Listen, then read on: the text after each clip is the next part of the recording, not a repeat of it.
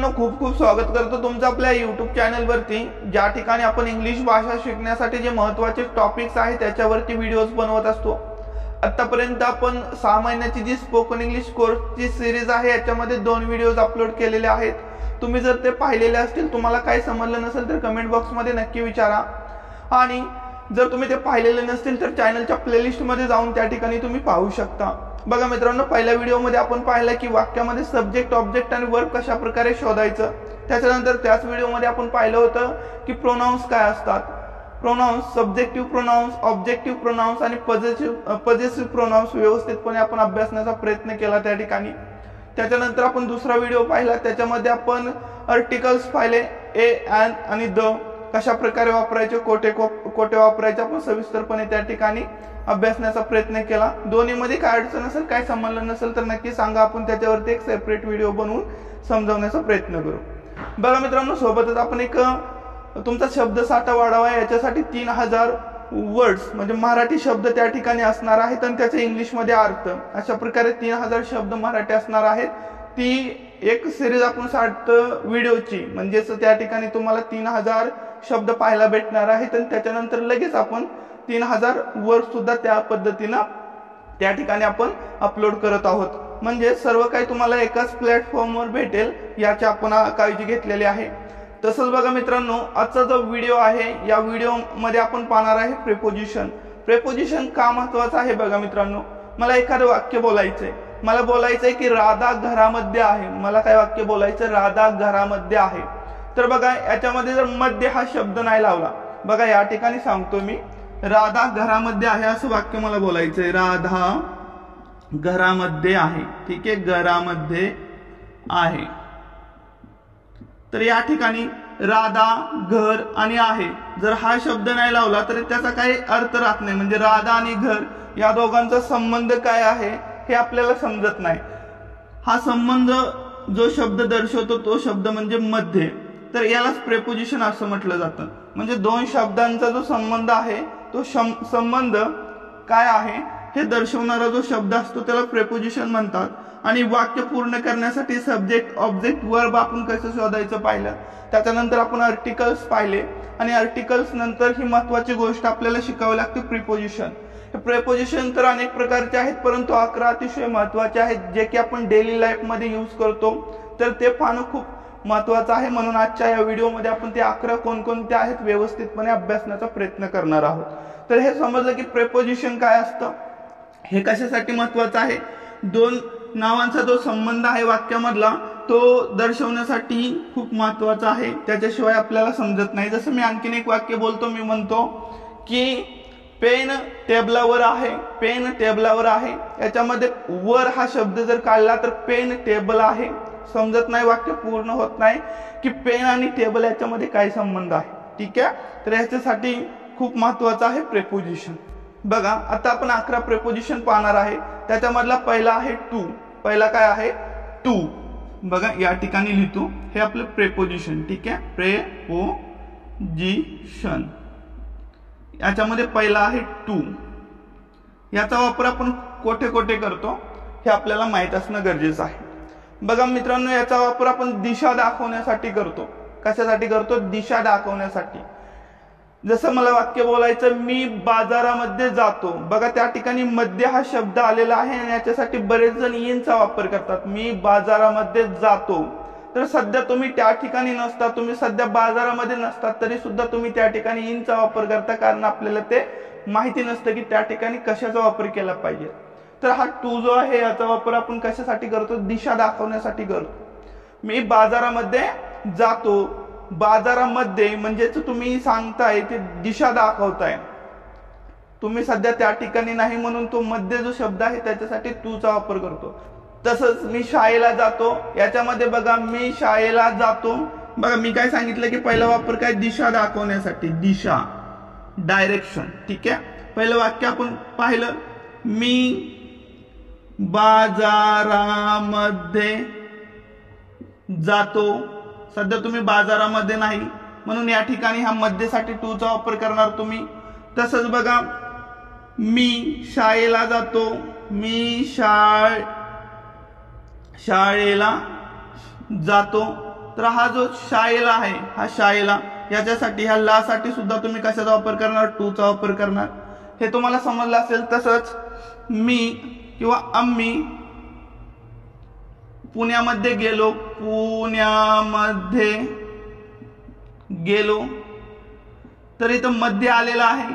सध्या तुम्ही पुण्यामध्ये नाही, तर त्या ठिकाणी सुद्धा तुम्ही टू चा वापर करणार.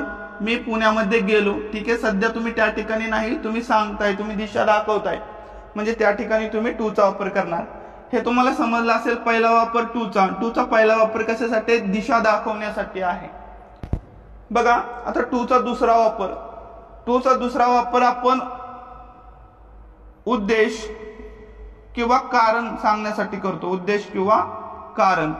जसं जेवण्यासाठी, खेळण्यासाठी, पळण्यासाठी. मी तिथे जेवणासाठी गेलो, मी तिथे अभ्यास करण्यासाठी गेलो. जसं की मी तेथे जेवणासाठी गेलो. ठीक आहे, हे वाक्य आहे. ठीक आहे, तर बघा जेवणासाठी, जेवणे, ठीक आहे, क्रियापद आहे, जेवण करणे. ठीक आहे, जेवणे. तर हा जो साठी लागलाय, हा साठी, याच्यासाठी तुम्ही टू चा वापर करणार. मी तेथे गेलो आणि तुम्ही त्या ठिकाणी जाण्याचं जे कारण आहे ते जेवण आहे. ठीक आहे, तर हा जो साठी लागलाय ह्याच्यासाठी तुम्ही टू चा वापर करणार. ठीक आहे, हे तुम्ही लक्षात ठेवा. तसंच बघा आम्ही अभ्यास करण्यासाठी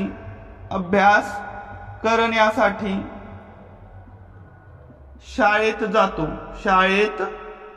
जातो. तर या ठिकाणी जो साठी आहे याच्यासाठी पण कशाचा वापर करणार आपण, टू चा. तुम्ही शाळेत जाता, याच्या माग काय उद्देश आहे तुमचा, तर अभ्यास करणे हा उद्देश आहे, म्हणून उद्देश दाखवण्यासाठी टू चा वापर करतो आपण. ठीक आहे, टू चे दोन वापर तुम्हाला लक्षात आले असतील. एक काय आहे, दिशा दाखवण्यासाठी, दुसरा आहे उद्देश किंवा कारण सांगण्यासाठी. बघा ज्यावेळेस आपण वाक्य घेणार आहे, वाक्यरचना पाहणार आहे पुढील व्हिडिओ पासून, त्यावेळेस तुमचा डाऊट क्लिअर होऊन जाईल. काय समजलं नसेल तर अनेक वाक्यांमध्ये तुम्हाला सतत्याचा वापर करावा लागणार आहे. तर टू बद्दल काही तुम्हाला समजलं नसेल तर कमेंट बॉक्स मध्ये विचारा, आपण आणखीन एकदा समजवण्याचा प्रयत्न करू. ठीक आहे, तर मित्रांनो बघा या व्हिडिओच्या शेवटी जे तुम्हाला अभ्यासासाठी काही उदाहरणं दिली जातील ते नक्की तुम्ही कमेंट बॉक्स मध्ये लिहा. ज्या रिकाम्या जागा दिल्या जातील त्याच्यामध्ये तुम्हाला प्रेपोजिशनचा वापर करायचा आहे, तर तुम्ही ते कमेंट बॉक्स मध्ये लिहा की कुठल्याला काय वापरायचं, जेणेकरून तुमचा हा टॉपिक क्लिअर होऊन जाईल. टू बद्दल कदाचित तुम्हाला समजलेलं असेल. आता आपण पाहूया दुसरं प्रेपोजिशन अतिशय महत्वाचं आहे, ते आहे इन. काय आहे, इन. ठीक आहे, शब्दशः अर्थ निघतो मध्ये किंवा आत. बघा पहिला वापर याचा एखाद्या बंद जागेच्या आतमध्ये, त्याच्यासाठी आपण इनचा वापर करतो. जसं की घरामध्ये, जसं की बॉक्स मध्ये. बघा या ठिकाणी लिहून दाखवतो, मी बॉक्स मध्ये चेंडू पाहिला. ठीक आहे, चेंडू पाहिला हे वाक्य आहे. याच्यामध्ये जे मध्ये हा शब्द लागलाय, तर बॉक्स, चेंडू कुठे आहे, तर बंद बॉक्सच्या आतमध्ये आहे, म्हणून या ठिकाणी तुम्ही इनचा वापर करणार. आणखीन एक उदाहरण घ्या, आम्ही घरामध्ये होतो. ठीक आहे, तुम्ही कुठं होता, तर घराच्या आतमध्ये होता. ठीक आहे, बंद जागेच्या आतमध्ये होता, म्हणून त्या ठिकाणी ह्या मध्येसाठी तुम्ही इनचा वापर करणार. ठीक आहे, तर हे तुम्हाला समजलं असेल. पहिला वापर कशासाठी केला जातो, एखाद्या बंद जागेच्या आतमध्ये, याच्यासाठी इनचा वापर करतो. आता दुसरा वापर बघा, याचा दुसरा वापर बघा कशासाठी केला जातो. याचा दुसरा वापर एखाद्या देशाच्या आतमध्ये, एखाद्या मोठ्या क्षेत्राच्या आतमध्ये, एखाद्या शहराच्या आतमध्ये, याच्यासाठी इनचा वापर केला जातो. जसं की ती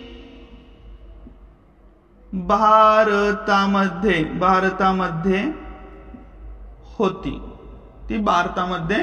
होती. तर हा मध्ये कशासाठी, हा एक देश आहे आणि देशाच्या आतमध्ये, याच्यासाठी आपण कशाचा वापर करणार, मध्येसाठी कशाचा वापर करणार, इनचा. ठीक आहे, तसंच बघा तो पुण्यामध्ये असेल, तो पुण्यामध्ये असेल, तर पुणे एक शहर आहे आणि त्याच्या आतमध्ये, त्याच्यासाठी सुद्धा आपण इनचा वापर करणार. तर हे तुम्हाला समजलं असेल की मध्येसाठी आपण कशाचा वापर करणार, इनचा वापर करणार. एखाद्या क्षेत्राच्या, एखाद्या शहराच्या किंवा एखाद्या देशाच्या आतमध्ये याच्यासाठी. तर हा पहिला वापर होता एखाद्या वस्तूच्या आतमध्ये सांगण्यासाठी. हा दुसरा वापर एखाद्या शहराच्या, एखाद्या देशाच्या किंवा एखाद्या क्षेत्राच्या आतमध्ये दाखवण्यासाठी. तिसरा वापर कशासाठी केला जातो, तर एखादा वेळेचा जो मोठा गट आहे त्याच्यासाठी याचा वापर केला जातो. जसं की 2025 मध्ये, 2028 मध्ये, 2027 मध्ये, जानेवारी मध्ये एक वेळेचा मोठा गट आहे, म्हणून या ठिकाणी कशाचा वापर करणार आपण, इनचा. या ठिकाणी लिहितो बघा, वेळेच्या मोठ्या गटासाठी लक्षात ठेवा, जसं की जानेवारी मध्ये. ठीक आहे, जानेवारी मध्ये. या ठिकाणी बघा मध्येसाठी कशाचा वापर करणार तुम्ही, इनचा. तसंच 2025 मध्ये या मध्येसाठी पण तुम्ही कशाचा वापर करणार, इनचा. फक्त लक्षात ठेवा मित्रांनो. ठीक आहे, उदाहरण सोडवताना तो क्लिअर होऊन जाईल. याचे मी अर्थ लिहित नाही आता इंग्लिश मध्ये, कारण की वाक्यरचना आपल्याला पुढे बघायची. पुढच्या व्हिडिओ पासून आपण पाहणार आहेत की वाक्याच्या एका प्रकाराला, जे वाक्य आपण बोलतो त्यातल्या एका प्रकाराला आपण घेऊन येणार आणि कशा प्रकारे ट्रान्सलेट करायचं हे त्या ठिकाणी आपण पाहणार आहे. या ठिकाणी फक्त तुम्ही वापर लक्षात ठेवा की प्रेपोजिशन काय आहे आणि त्याचा वापर कशा प्रकारे केला जातो. ठीक आहे, त्या ठिकाणी तुमचा डाऊट क्लिअर होईल. तर हे तुम्हाला समजलं वेळेच्या एखाद्या मोठ्या गटाच्या आतमध्ये. तसंच मित्रांनो संध्याकाळ आणि सकाळ. ठीक आहे, संध्याकाळ आणि सकाळ याच्यासाठी सुद्धा इनचा वापर करतात, हे सुद्धा तुम्ही लक्षात ठेवा.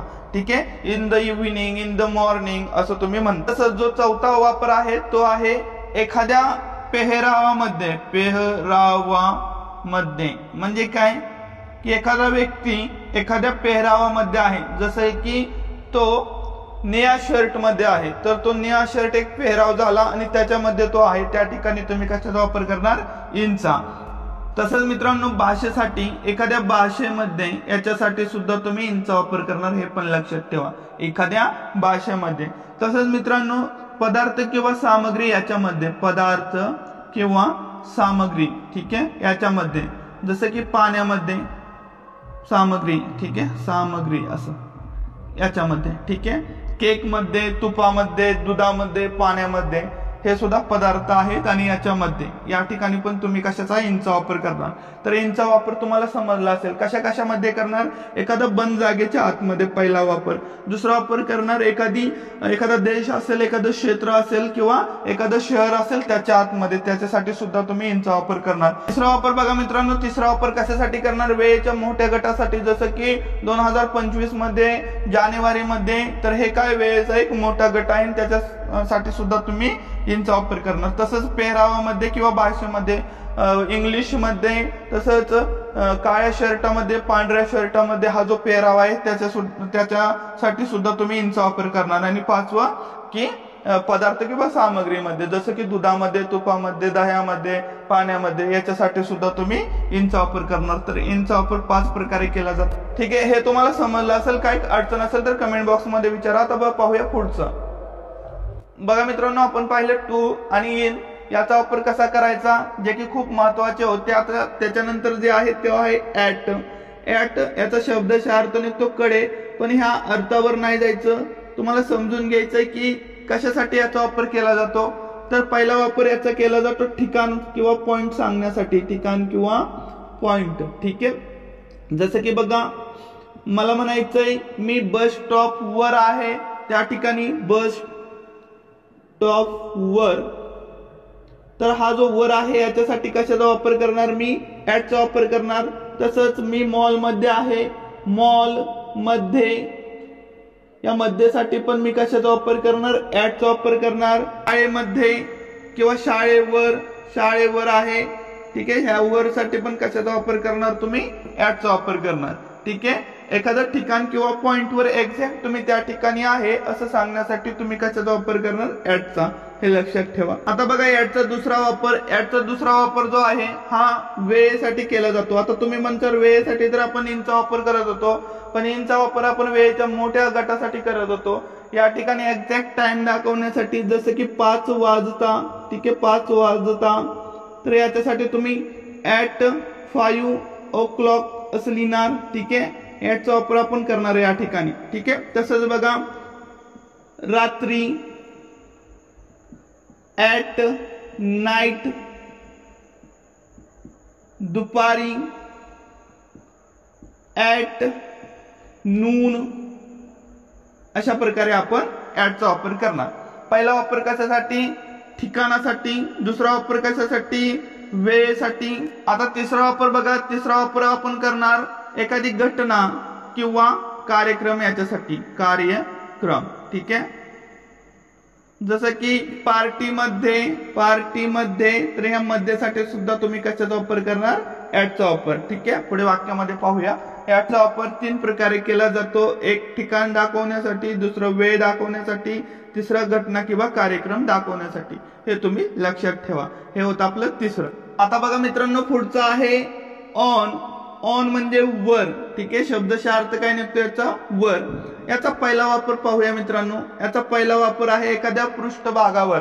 एखाद्या पृष्ठभागावर, जसं टेबलावर. ठीक आहे, टेबल आहे आणि टेबलाच्या वर. तसंच भिंतीवर. या वरसाठी तुम्ही कशाचा वापर करणार? ऑनचा. आता दुसरा आहे दिवस किंवा तारीख. याच्यासाठी दिवस किंवा तारीख. ठीक आहे, जसं की सोमवारी, ऑन मंडे असं. तसंच 5 जानेवारीला, 5 जानेवारीला. बघा, सोमवारसाठी काय करणार तुम्ही? On Monday. तसंच ऑन 5th जानेवारी. अशा प्रकारे हे तुम्हाला समजलं असेल. दुसरा वापर कशासाठी केला जातो? दिवसासाठी आणि तारखेसाठी. हे लक्षात ठेवा. आता बघा, तिसरा वापर कशासाठी केला जातो? तिसरा वापर केला जातो माध्यम किंवा उपकरण याच्यावर. जसं की फोनवर,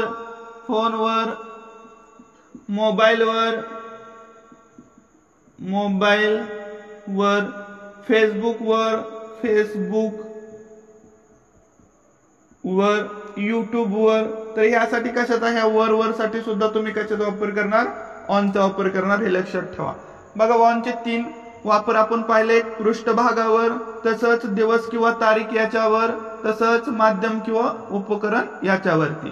तिन्ही वापर व्यवस्थितपणे लक्षात ठेवा. आता मित्रांनो, 5वा जो आहे तो आहे फॉर. 5वा काय आहे? फॉर. ठीक आहे, तर शब्दशः अर्थ निघतो साठी. ठीक आहे, याचा पहिला जो वापर आहे तो आहे कालावधी दाखवण्यासाठी. काय? कालावधी. जसं 2 वर्षापासून.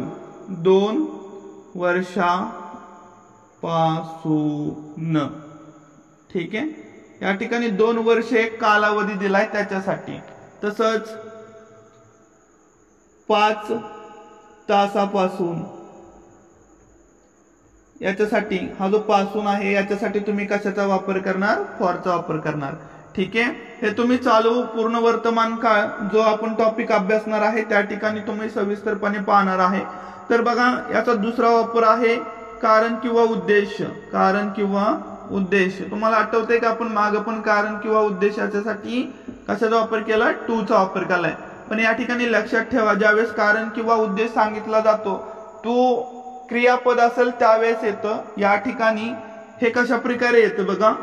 तर बघा, मी तुझ्यासाठी गिफ्ट आणलं. तुझ्यासाठी. ठीक आहे, या ठिकाणी जो साठी आहे याच्यासाठी तुम्ही फॉरचा वापर करणार. साठी गिफ्ट आणलं. ठीक आहे, आणलं असं.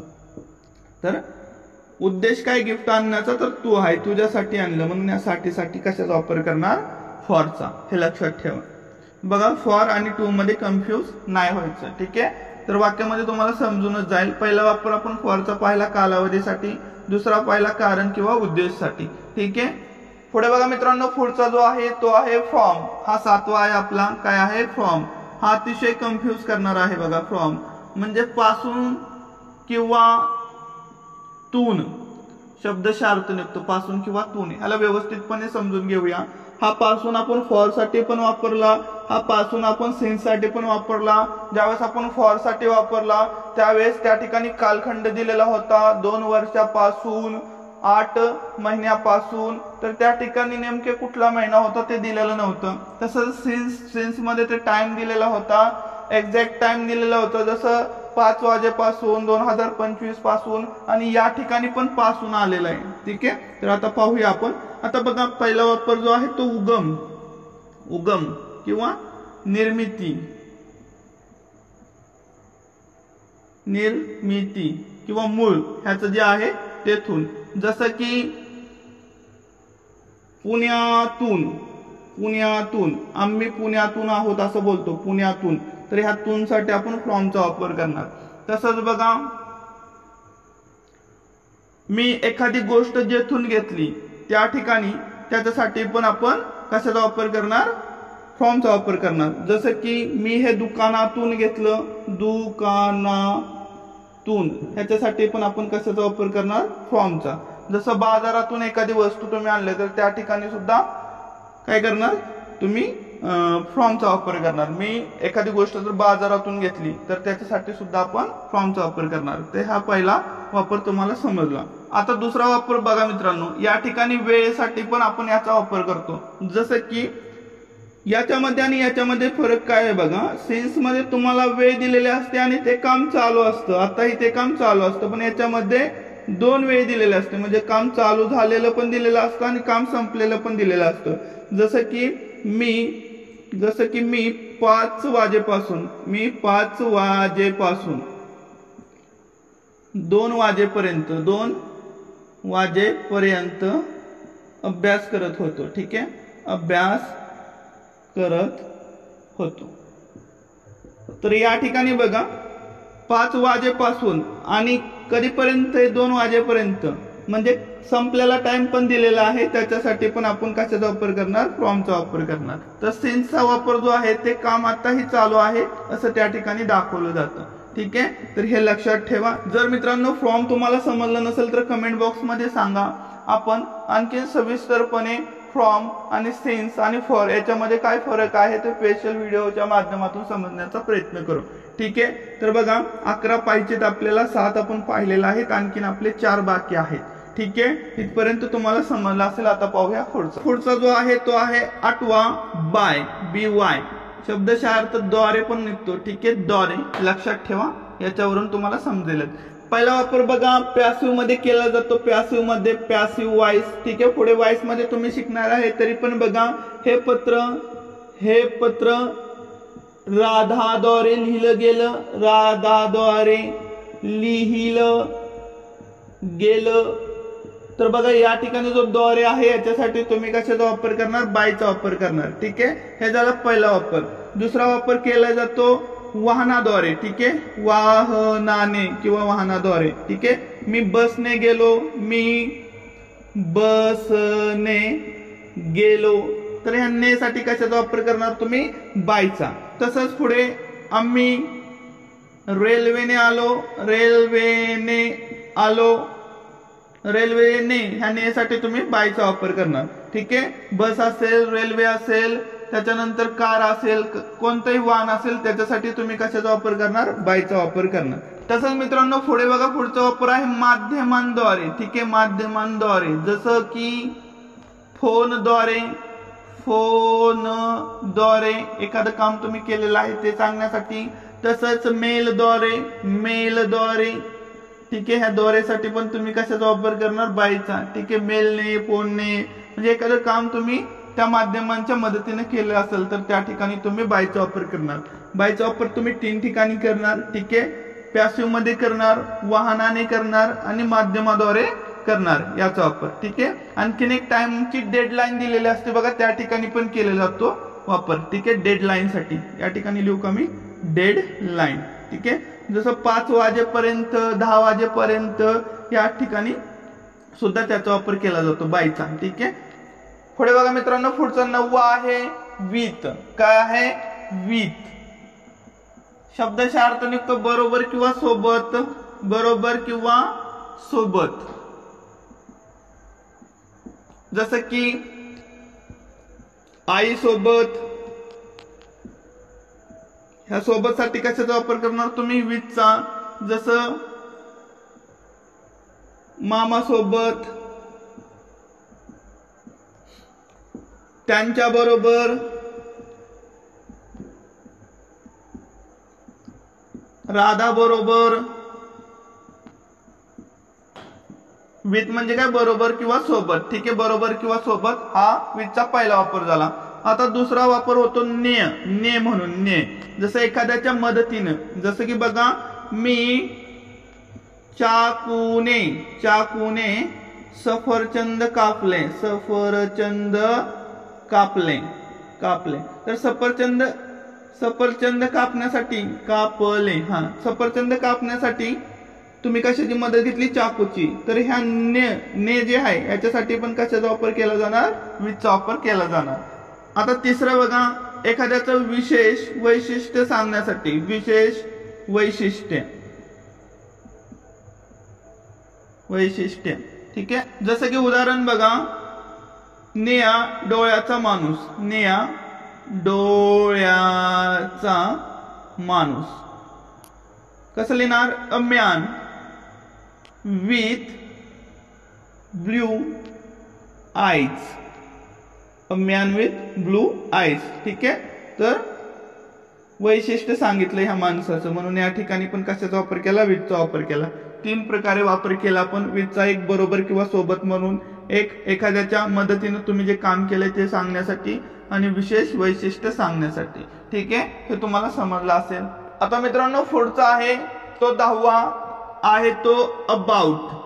अबाउट शब्दशः अर्थ निघतो बद्दल किंवा विषयी, बद्दल किंवा विषयी, बद्दल किंवा विषयी. जसं आम्ही त्यांच्याबद्दल बोलत आहोत, आम्ही त्यांच्या बद्दल बोलत आहोत. तर या ठिकाणी जो बद्दल आहे याच्यासाठी तुम्ही अबाउटचा वापर करणार. याचा दुसरा वापर बघा अंदाजे किंवा सुमारे, अंदाजे किंवा सुमारे. जसं त्या कार्यक्रमाला 100 लोक होते, जसं अबाउट 100 पीपल. ठीक आहे, तर अंदाज लावलाय तुम्ही त्यासाठी काय करणार तुम्ही अबाउटचा वापर करणार. किंवा अंदाजे 100 रुपये असतील तर अबाउट 100 रुपीज अशा प्रकारे. ठीक आहे, अंदाजे किंवा सुमारे या अर्थाने पण अबाउटचा वापर केला जातो. तसंच बद्दल किंवा विषयी हा पहिला वापर आपण पाहिला. ठीक आहे, दोन्ही वापर लक्षात ठेवा. पुढे बघा मित्रांनो पुढचा आणि शेवटचा आहे 11वा, तो आहे ऑफ. शब्दशः अर्थ निघतो चा, ची, चे, चा असा. तर याचा वापर जो आहे तो संबंध, मालकी किंवा प्रमाण दाखवण्यासाठी केला जातो. प्रमाण. ठीक आहे, प्रमाण. जसं हे रामचं पुस्तक आहे, रामचं हे पुस्तक रामचं आहे, रामचं आहे. तर या ठिकाणी च याच्यासाठी तुम्ही ऑफचा वापर करणार. ठीक आहे, वाक्यरचना पाहताना तुम्हाला तिथं समजून जाईल. तसंच बघा भारताची राजधानी, भारताची राजधानी दिल्ली आहे. या ठिकाणी भारताची याच्यासाठी पण तुम्ही कशाचा वापर करणार ऑफचा. तसंच हा पाण्याचा ग्लास आहे, पाण्याचा याच्यासाठी पण तुम्ही ऑफचा वापर करणार. ठीक आहे, वाक्य पाहिल्यानंतर तुम्हाला त्या ठिकाणी समजून जाईल. तर अशा प्रकारे मित्रांनो 11 प्रेपोजिशन आपण या ठिकाणी पाहिलेले आहेत. काय अडचण असेल तर कमेंट बॉक्स मध्ये नक्की विचारा. तसंच मित्रांनो बघा या ठिकाणी काही प्रेपोजिशन वापरण्यासाठी तुम्हाला उदाहरणे दिली जात आहेत. तर त्या ठिकाणी 11 प्रेपोजिशनचा वापर करा. ठीक आहे, कमेंट बॉक्स मध्ये लिहा, त्या ठिकाणी आपण पाहूया.